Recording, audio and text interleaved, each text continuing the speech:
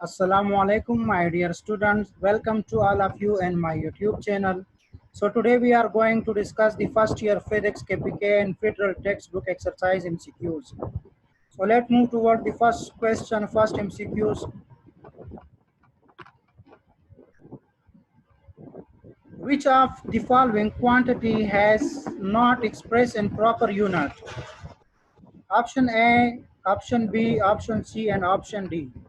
इन चारों ऑप्शनों में से ऐसा कौन सा क्वांटिटी है जो प्रॉपर यूनिट में एक्सप्रेस नहीं किया गया है?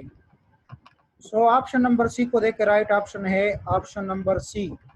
एनर्जी का यूनिट कभी भी किलोग्राम मीटर पर सेकंड नहीं हो सकता। यहाँ पर इसको हम प्रूफ करेंगे कि ये प्रॉपर यूनिट में एक्सप्रेस नहीं किया गया है। सो एनर्जी वर्क की बराबर होती है और वर्क का यूनिट भी जूल है। सो जूल बराबर है न्यूटन एंड टू मीटर। अब मजीद न्यूटन को अगर हम एक्सप्रेस करें एसआई बेस यूनिट्स में तो न्यूटन बराबर है किलोग्राम मीटर पर सेकंड स्क्वायर और इस मीटर को मैंने यहाँ अपनी जगह पर रिप्लेस कर दिया। सो अगर मल्टीप्लाई करें मीटर इनटू मीटर, ये बेस सेम है तो मीटर स्क्वायर बन जाएगा। Metre square kilogram metre square per second square. SI base units हमारे पास बन गए किस चीज़ के? जूल के, एनर्जी के। सो एनर्जी का जो एसआई बेस यूनिट्स है या प्रॉपर यूनिट जो बनता है यहाँ पर वो हमारे पास kilogram metre square per second square आना चाहिए, लेकिन वो नहीं है तो ये क्या है? गलत है। सो ये जो ऑप्शन नंबर सी है इसको प्रॉपर यूनिट में एक्सप्रेस नहीं किया गया है। इसके अलावा अगर आप यहाँ पर देखें ऑप्शन नंबर डी है प्रेशर बराबर है Newton, force per unit area, force का यूनिट न्यूटन और एरिया का यूनिट मीटर स्क्वायर है। ये अपनी जगह पर ठीक है। और ये देखें surface tension is equal to newton per metre, ये इसको आप लोग हुक्स लॉ में भी पढ़ेंगे। जो स्प्रिंग कांस्टेंट के है उसका यूनिट है न्यूटन पर मीटर, तो वहाँ पर भी डिस्कशन इस पर करेंगे। तो ये न्यूटन पर मीटर हमारे पास और किसका यूनिट हो सकता है? सरफेस टेंशन का भी हो सकता है। और ये ऑप्शन नंबर ए की तरफ देखिए, इसमें आपने कंफ्यूज नहीं होना है। स्ट्रेस टू स्ट्रेन रेशो, यहाँ पर स्ट्रेन जो है यूनिट लेस है, डायमेंशन लेस है, इसका यूनिट नहीं है। सो स्ट्रेस और प्रेशर और या जस्ट यंग मॉडुलस या दूसरे जो मॉडुलस आप लोगों ने पढ़े हैं या मजीद सेकेंड ईयर में भी आप लोग पढ़ेंगे सॉलिड स्टेट फिजिक्स में, तो तमाम मॉडुलस की स्ट्रेस और प्रेशर की यूनिट जो है वो फोर्स पर यूनिट एरिया के बराबर और उनकी यूनिट जो बनती है वो न्यूटन पर मीटर बनती है, न्यूटन पर मीटर स्क्वायर। और यहाँ पर बुक वालों ने लिखा है न्यूटन पर मीटर, ये भी प्रॉपर यूनिट में एक्सप्रेस नहीं किया है, शायद ये बुक वालों से प्रिंट मिस्टेक हुआ है। सो यहाँ पर फर्स्ट आप लोगों ने चेंज करना है, इसको स्मॉल एन से लिखना है, न्यूटन को न्यूटन स्मॉल एन से लिखेंगे और यहाँ पर जो है 1 की जगह 2 लिखेंगे तो न्यूटन पर मीटर स्क्वायर ये स्ट्रेस का यूनिट बन जाएगा। सो आई होप कि ये क्वेश्चन आप लोगों को क्लियर हो गया। सो इसमें हमारे पास जो राइट ऑप्शन है वो है option number C. Let move toward the next question. Which of the following correctly represent the SI unit of pressure? अब इस क्वेश्चन में आपसे पूछा गया है कि इनमें से कौन सा ऑप्शन है जो करेक्टली रिप्रेजेंट करता है SI यूनिट ऑफ प्रेशर को। सो यहाँ पर देखिए न्यूटन पर मीटर स्क्वायर, ये तो नहीं है क्योंकि यहाँ पर न्यूटन जो है ये साइंटिस्ट के नाम को रिप्रेजेंट करता है, यूनिट को रिप्रेजेंट नहीं करता। इसी तरीके से ऑप्शन नंबर बी में देखें, यहाँ पर भी न्यूटन को जो है एक तो कैपिटल एन से स्टार्ट किया है, गलत है, और दूसरा न्यूटन का स्क्वायर लिया है तो ये प्रेशर का यूनिट नहीं हो सकता। सो ऐसा यूनिट ऑफ प्रेशर जो है वो हमारे पास पास्कल है, लेकिन यहाँ पर अगर ध्यान दें आप लोग तो यहाँ पर पास्कल को भी पी कैपिटल से इन्होंने स्टार्ट में लिखा है, तो ये पास्कल नाम को रिप्रेजेंट करता है, यूनिट को रिप्रेजेंट नहीं करता। सो 1 पास्कल बराबर होता है 1 न्यूटन पर मीटर स्क्वायर। सो यहाँ पर राइट ऑप्शन जो है वो हम चूज करेंगे ऑप्शन नंबर डी को। यहाँ पर जो राइट ऑप्शन है वो हमारे पास कौन सा है? वो है ऐसा unit of pressure newton per metre square. Option number D is the right option. ऐसा यूनिट ऑफ प्रेशर जो है पास्कल है, लेकिन यहाँ पर पास्कल को जो है कैपिटल पी से लिखा है, इसलिए इसको मैंने गलत कर दिया। तो इसमें राइट ऑप्शन जो है वो हमारे पास क्या है? 1 पास्कल बराबर होता है newton per metre square. So let's move toward the next question.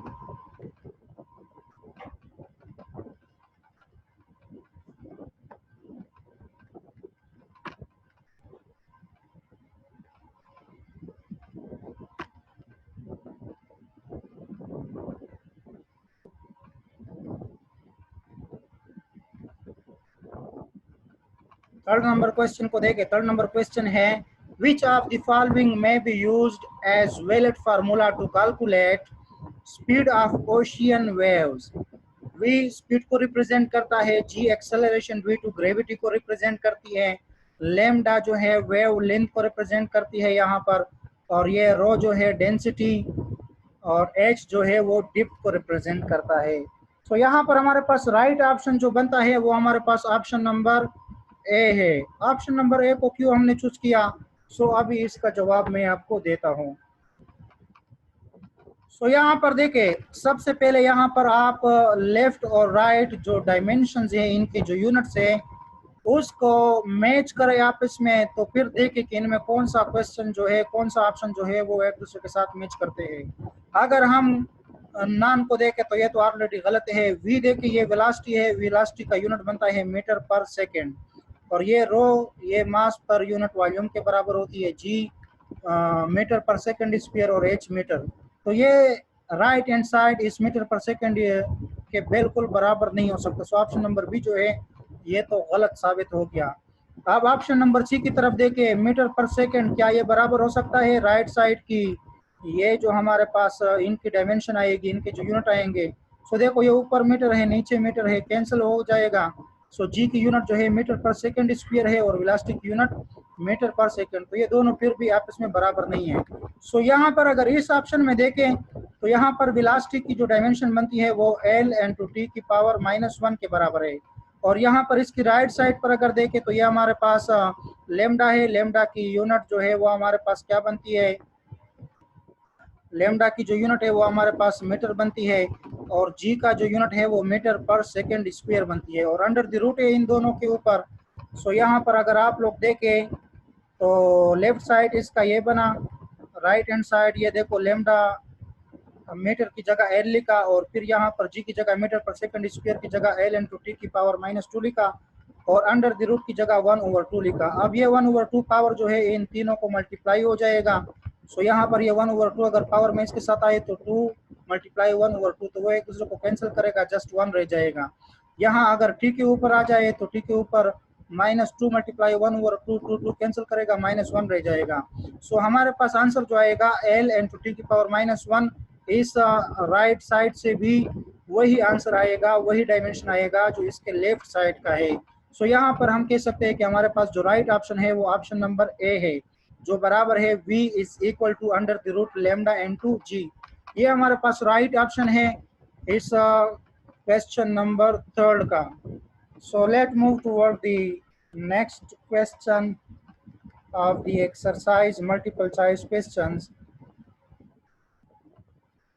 Next question है what is the SI unit of constant k in the following equation, F is equal to drag force F is equal to 6 pi eta r v. यहाँ पर 6 pi ईटा को इन्होंने K लिखा है, K से replace किया है, और आर वी को अपनी जगह पर, और पूछा है कि इस K का आपने यूनिट निकालना है, इस K का यूनिट जो है वो किसके बराबर होगा। सो यहाँ पर हम लिख सकते हैं, ये देखो K को अगर हम यहाँ पर छोड़ दे तो आर वी को इधर डिवाइड करेंगे, so F by R V, F बराबर है न्यूटन, और आर की जो यूनिट है मीटर, और वेलोसिटी की यूनिट मीटर पर सेकेंड। सो न्यूटन को ऐसा ही बेस यूनिट में लिखो, सो ये न्यूटन बराबर होगा kilogram metre per second square, और ये मीटर इनटू पर सेकेंड। सो अब यहाँ पर देखिए kilogram metre per second square अपनी जगह पर, यहाँ पर ये दोनों मीटर है, बेस सेम है तो पावर ऐड हो जाएगा, तो मीटर स्क्वायर पर सेकेंड। अब यहाँ पर देखिए किलोग्राम मीटर, ये मीटर मैंने यहाँ पर 1 लिखा है, इसकी पावर 1 है, और ये मीटर की जो स्क्वायर है पावर 2 है, ये जो ऊपर जाएगा तो ये माइनस हो जाएगा, माइनस में आएगा, 1 - 2 लिखा। यहाँ पर देखो सेकेंड की पावर -2 है, जब ये सेकंड ऊपर जाएगा तो इधर माइनस में है, ऊपर प्लस में हो जाएगा, -2 + 1, तो किलोग्राम अपनी जगह पर 1 - 2 -1 रह जाएगा पर मीटर, और -2 + 1 -1 रह जाएगा। सो पर second, kilogram per metre per second हमारे पास के का यूनिट बनेगा। और इसमें राइट ऑप्शन इसका कौन सा बनेगा? Option number A. यहाँ पर इसका जो ऑप्शन है वो कौन सा बनेगा right option? Option number A, ये इसका क्या है? राइट ऑप्शन है। अब इसके अलावा नेक्स्ट क्वेश्चन की तरफ देखें, विच of the following is the smallest value. अब इस क्वेश्चन में आपसे पूछा गया है कि इनमें ऐसा कौन सा प्रीफिक्स है जिसकी स्मॉलेस्ट वैल्यू है, सबसे स्मॉलेस्ट है। सो यहाँ पर 1 मिलीमीटर मल्टीप्लाई 1 पिकोमीटर। मिली आपको पता है 10 की पावर -3 को बोला जाता है, और पी को आपको पता है 10 की पावर -12। सो यहाँ पर जब इनको हम मल्टीप्लाई करेंगे तो 10 की पावर -3 मल्टीप्लाई 10 की पावर -12। सो बेस सेम है, पावर ऐड हो जाएगा तो पावर बन जाएगा 10 की पावर -15 मीटर। यहाँ पर इसकी पावर कितना बन जाएगा? 10 की पावर, ये बनेगा आपके पास 10 की पावर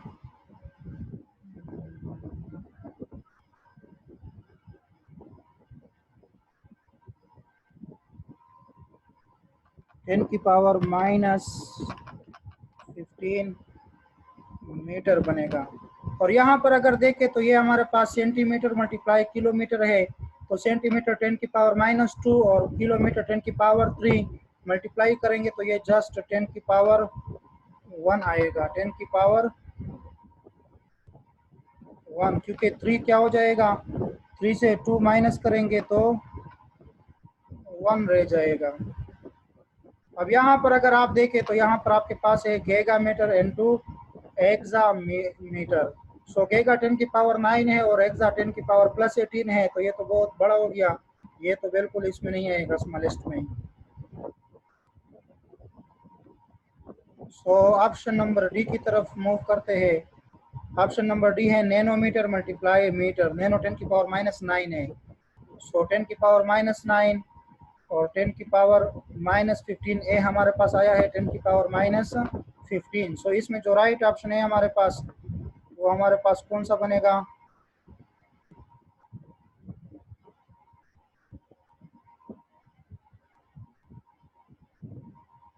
वो बनेगा option number A.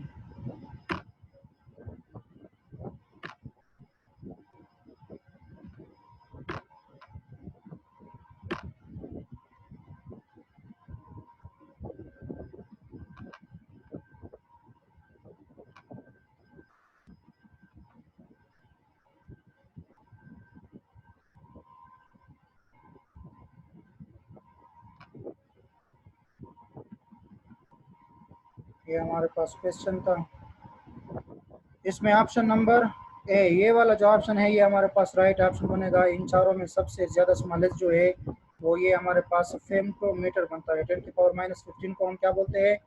फेम्टोमीटर।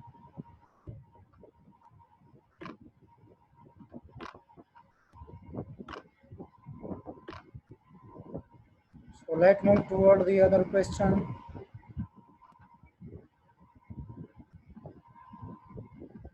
Next question है, फिर एक रेशो में पूछा है क्वेश्चन आपसे कि ratio of kilometre and to gigametre ये किसके बराबर होगा। सो बहुत कंफ्यूजन क्वेश्चन है, बहुत ज़्यादा स्टूडेंट इसको जो है गलत कर देता है। सो सही तरीके से इसको सीखने की कोशिश करें। किलोमीटर और गीगा मीटर की रेशो से क्या आंसर आएगा? किलोमीटर आप लोगों को पता है 10 की पावर 3 को कहते हो, और गीगा मीटर 10 की पावर 9। सो यहाँ पर देखो किलोमीटर की जगह 10 की पावर 3 लिखा है और गीगा मीटर 10 की पावर 9। ये मीटर इस मीटर के साथ कैंसल होगा। यहाँ पर नोट में देखे, ratio of two similar quantities is dimensionless. हमेशा डायमेंशनलेस होगा। रेशो की अगर सेम क्वांटिटीज है तो इनका यूनिट जो है, इनका डायमेंशन जो है वो नहीं होगा। सो ये मीटर मीटर के साथ कैंसिल होगा। सो 10 की पावर 3 और ये 10 की पावर 9 है, जब ये ऊपर जाएगा तो 3 - 9 10 की पावर -6 रह जाएगा। और 10 की पावर -6 प्रीफिक्स हमारे पास है माइक्रो। सो इसमें जो राइट ऑप्शन है वो हमारे पास कौन सा बनता है? वो हमारे पास ऑप्शन नंबर बी बनता है। लेकिन स्टूडेंट अक्सर क्या करते हैं, वो 10 की पावर -6 मीटर साथ में इधर इसका यूनिट भी लिखते हैं, तो ये क्या होगा? गलत होगा। या अक्सर जो है 10 की पावर -6 देखते हैं 10⁻⁻6 तो इसमें नहीं है, 10⁻+6 है, इट्स ओके। सो 10⁻⁻6 प्रीफिक्स हमारे पास माइक्रो के बराबर है, इसमें राइट ऑप्शन ये वाला है। सो नेक्स्ट क्वेश्चन की तरफ देखें। नेक्स्ट क्वेश्चन है, an a cricket match 500 spectators were counted one by one. How many significant figures will be there in the final result? So Spectator जो है तमाशबीन 500 तमाशबीन 1 by 1 आपने काउंट किया है। सो इसमें जो राइट ऑप्शन है वो हमारे पास क्या है, ऑप्शन नंबर ए 3, ये 5 0 0, ये तीनों क्या है, सिग्निफिकेंट डिजिट या सिग्निफिकेंट फिगर्स कहलाते हैं। सो इसमें option number A right option है और है 3।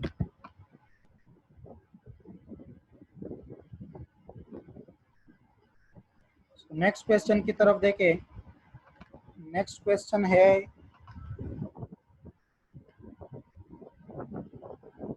the equation relating pressure and density is P is equal to rho GH। ये आप लोगों ने 9 क्लास में भी इस चैप्टर नंबर 7 में इस्तेमाल किया है। Pressure exert on a liquid, P is equal to rho GH लिखते थे वहां पर आर्चिमेडियस प्रिंसिपल से पहले जो टॉपिक था। How can both sides of this equation be written in terms of base unit? So base unit में इन दोनों की लेफ्ट राइट साइड आप कैसे एक्सप्रेस कर सकते हो, इन दोनों को एक्सप्रेस करो ऐसा ही बेस यूनिट में। सो यहाँ पर जो हमारे पास राइट ऑप्शन इसका बनता है, ये प्रेशर है। Pressure force per unit area के बराबर होता है, फोर्स का यूनिट न्यूटन, एरिया का यूनिट मीटर स्क्वायर। सो न्यूटन अगर हम एक्सप्रेस करें ऐसा ही बेस यूनिट में तो ये बराबर है kilogram metre per second square, और मीटर स्क्वायर अपनी जगह पर लिखा तो kilogram metre per second square, और ये मीटर स्क्वायर एक इसके साथ कैंसिल होगा तो पर मीटर रह जाएगा। सो लेफ्ट हैंड साइड पर हमारे पास ये बनेगा kilogram per metre per second square. सो इसमें देखिए ऑप्शन नंबर सी kilogram per metre per second square. अब राइट हैंड साइड देखिए इस क्वेश्चन का, रो जी एच। रो हमारे पास डेंसिटी है, मास पर यूनिट वॉल्यूम के बराबर होती है। मास का यूनिट किलोग्राम, वॉल्यूम का unit metre cube, cubic metre इसको बोला जाता है। और जी ग्रेविटेशनल एक्सेलरेशन है, इसका यूनिट है metre per second square. H हमारे पास हाइट है, इसका यूनिट है मीटर। सो इसको हम लिख सकते हैं किलोग्राम पर मीटर क्यूब और metre per second square and 2 metre. सो इसको अगर प्रॉपर आप जो है डायमेंशन में एक्सप्रेस करना चाहते हैं तो ये हमारे पास इसका ऑप्शन सी बनेगा। और राइट ऑप्शन देखे kilogram per metre cube, metre per second square and 2 metre. So इसमें हमारे पास pressure exert we to liquid जो बोथ साइड है P is equal to rho g h, तो प्रेशर से हमारे पास इसका ऐसा ही बेस यूनिट में ये यूनिट आता है, और जो राइट हैंड साइड है इस क्वेश्चन का रो जी एच वो ऐसा ही बेस यूनिट में ये बनता है। सो ये दोनों एक दूसरे के क्या है, इक्वल है। Option number C is the right option. यहाँ पर ऑप्शन नंबर सी हमारे पास क्या है, राइट ऑप्शन है।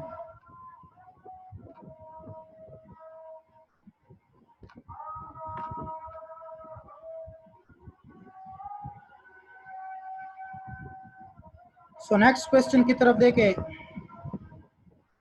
A series of measurements of the acceleration of the free fall g is shown in the table. Which set of result is precise but not accurate? देखो एक series of measurement, फर्ज करें कि 4 students है, एक student ए, दूसरा B, तीसरा सी, चौथा डी। स्टूडेंट ए ने ये मेजरमेंट ली, स्टूडेंट बी ने ये वाले मेजरमेंट लिए, स्टूडेंट सी मतलब उसकी मेजरमेंट की जो रीडिंग है वो ये वाली है, स्टूडेंट डी की मेजरमेंट की रीडिंग ये है।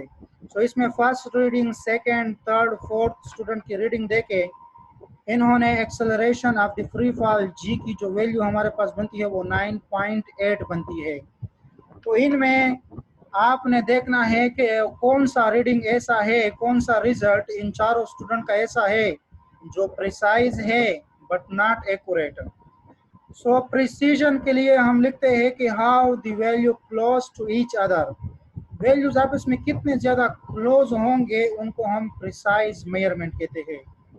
और एक्चुअल वैल्यू हमारे पास जी की 9.8 है, तो उस 9.8 की वैल्यू के करीब कौन सी वैल्यू है, एक्यूरेट वैल्यू के क्लोज कौन सी वैल्यू है, कौन सी रीडिंग है, किस स्टूडेंट की है, तो उसको हम कहेंगे एक्यूरेट। सो यहाँ पर 9.81, 9.79 ये अगर देखा जाए तो ये देखिए ये एक्यूरेट है क्योंकि 9.8 के ज़्यादा करीब है, लेकिन प्रिसाइज नहीं है क्योंकि इनमें जो वैल्यूज है वो एक दूसरे से दूर है, बहुत ज़्यादा करीब नहीं है, क्लोज नहीं है एक दूसरे के। इसी तरीके से 9.81 9.8 के क्लोज है तो राइट एक्चुअल वैल्यू के क्लोज है, ये एक्यूरेट है और प्रिसाइज नहीं है क्योंकि देखो 10.12 ये बहुत दूर है इससे। इसी तरीके से 9.45 9.2 और ये तमाम क्या है, ये तो एक्यूरेट से भी थोड़े दूर है और प्रिसाइज भी नहीं है। और इसमें ये ऑप्शन नंबर डी को देखे 8.45 8.46 8.5 8.41 एंड 8.47 तो इसमें देखिए ये एक दूसरे के ज़्यादा करीब है, एक दूसरे के बहुत करीब है, क्लोज टू ईच अदर है। सो ये वाला मेजरमेंट जो है ये हमारे पास प्रिसाइज है, लेकिन एक्यूरेट वैल्यू जो है एक्चुअल वैल्यू जी की 9.8 उसके करीब नहीं है। तो एक्यूरेट नहीं है और प्रिसाइज है। प्रिसाइज क्यों है? क्योंकि ये वैल्यू एक दूसरे के ज़्यादा करीब है। और एक्यूरेट क्यों नहीं है? इसलिए कि 9.8 के करीब है ही नहीं है वैल्यू। सो ये मेजरमेंट, ये रीडिंग क्या कहलाएगा? ऑप्शन नंबर डी जो है ये कहलाएगा कि प्रिसाइज है but not accurate. Option number D is right option. So next question की तरफ देखें। A mass m has acceleration a, it moves through a distance s and time t. The power used in accelerating the mass is equal to the product of force and velocity. The percentage uncertainties are 0.1% and mass 1% and acceleration 1.5% and distance s and 0.5% and time t. What is the percentage uncertainty and average power? So average power की हमने percentage uncertainty मालूम करनी है। Equation है इसके लिए हमारे पास P is equal to F dot v. F को हम लिख सकते हैं according to Newton second law F is equal to m into a, और वेलोसिटी को मैं लिख सकता हूँ डिस्टेंस पर यूनिट टाइम। सो यहाँ पर एक बात आप लोगों ने याद रखनी है, इससे पहले लेक्चर पहले वीडियोस में भी आप लोग देख सकते हैं, assessment of total uncertainties and the final result. तो वो टॉपिक आप लोगों ने ज़रूर देखना है, उसको समझना है, तो उसकी बेस पर आप इसके आंसर दे सकोगे इस किस्म के क्वेश्चंस को।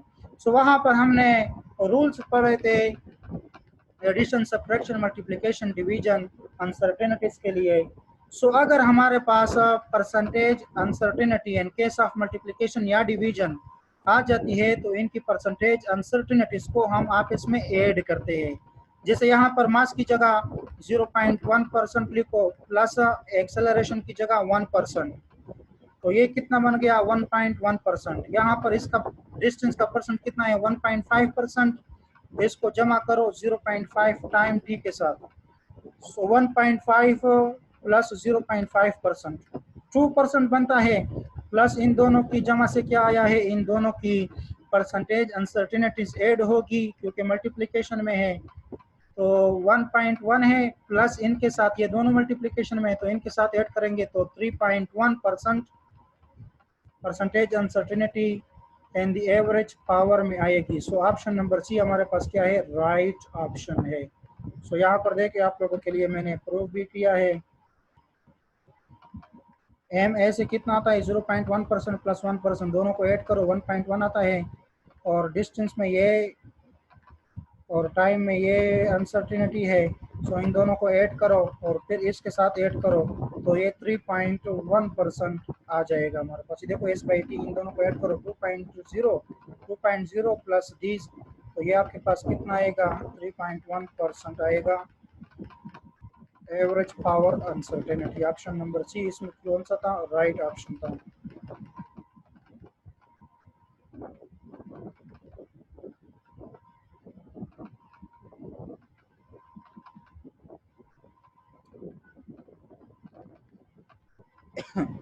अब नेक्स्ट क्वेश्चन की तरफ देखें, which one is a pair of the SI base units. अब यहाँ पर देखें एम्पियर करंट की यूनिट है, करंट बेस क्वांटिटी है, जूल हमारे पास डिराइव है, तो ये दोनों पेयर तो हमारे पास एसआई बेस यूनिट के नहीं है। कूलम एंड सेकंड, सेकंड तो बेस है लेकिन कूलम हमारे पास बेस यूनिट नहीं है, ये भी गलत है। Kilogram and kelvin. So mass and temperature, इन दोनों की जो यूनिट है किलोग्राम एंड केल्विन, ये हमारे पास क्या है, दोनों बेस यूनिट है। सो ये पेयर जो है हमारे पास क्या है, एसआई बेस यूनिट है। ये ऑप्शन नंबर सी इसका क्या है, राइट ऑप्शन है। मीटर एंड न्यूटन, मीटर तो बेस है लेकिन न्यूटन फोर्स डिराइव है, सो ये नहीं हो सकता। Option number C is the right option of this question. So what is the ratio of 1 micrometre and to 1 gigametre. So अब दोबारा ये रेशो पूछी है आपसे। रेशो के क्वेश्चन में आप लोगों ने देखना है, अगर रेशो आपके पास सेम क्वांटिटीज की है तो यूनिट उसका जो है कैंसिल आउट हो जाएगा, यूनिट लेस बन जाएगा और डायमेंशन लेस बन जाएगा। सो इन दोनों से जो आंसर आएगा वो हमारे पास क्या, जस्ट एक नंबर आएगा, उसके साथ यूनिट नहीं होगा। सो माइक्रो को हम लिखते हैं 10⁻⁻⁶ और गीगा को लिखते हैं 10⁻⁹। ये मीटर मीटर के साथ कैंसिल, 10⁻�6 या 10⁻9 ऊपर जाएगा तो ये भी माइनस हो जाएगा, तो -6 प्लस -9। सो -6 -9 ये जमा करो कितना बनता है, -15। सो इन दोनों की रेशो से जो हमारे पास आंसर आता है वो 10⁻⁻15। ऑप्शन नंबर डी इसमें क्या है, राइट ऑप्शन है। अब नेक्स्ट क्वेश्चन की तरफ देखें। नेक्स्ट क्वेश्चन है, a student measure the diameter of a wire using a screw gauge with least count 0.001 centimeter. The correct measurement is। अब एक स्टूडेंट ने स्क्रू गेज से एक मेजरमेंट ली है और स्क्रू गेज का लिस्ट काउंट ये है 0.001 सेंटीमीटर। तो करेक्ट मेजरमेंट इन चारों में से कौन सा होगा। तो इन करेक्ट मेजरमेंट में हमने देखना है कि अगर स्क्रू गेज से मेजरमेंट आपने ली है, स्क्रू गेज को इस्तेमाल किया है, तो फिर पॉइंट के बाद 3 डिजिट तक हमने वैल्यू देखनी है, 3 डिजिट तक हमने जाना है। सो पॉइंट के बाद 3 डिजिट तक हमारे पास ये वाली वैल्यू है, तो ये सी जो है ये हमारे पास राइट ऑप्शन है। और अगर आपने ये वैल्यू वर्नियर कैलिपर से ली तो फिर उसको जो लिस्ट काउंट है वो 0.01 सेंटीमीटर बनता है, तो पॉइंट के बाद फिर 2 डिजिट तक आपने जाना है, तो फिर ये वाला आंसर राइट ऑप्शन बनता था। और अगर आपने ये मीटर रूल से, तो मीटर रूल में हमारे पास लिस्ट काउंट मीटर रूल का जो है वो 0.1 सेंटीमीटर है, तो फिर ये आंसर हमारे पास ठीक आंसर आता है। लेकिन यहाँ पर स्क्रू गेज से आपने मेजरमेंट पैमाइश ली है तो उसका लिस्ट काउंट 0.001 सेंटीमीटर, पॉइंट के बाद 3 डिजिट तक आप लोगों ने इसको लिखना है, तो ये वाला हमारे पास क्या है, राइट आंसर है, ऑप्शन नंबर सी।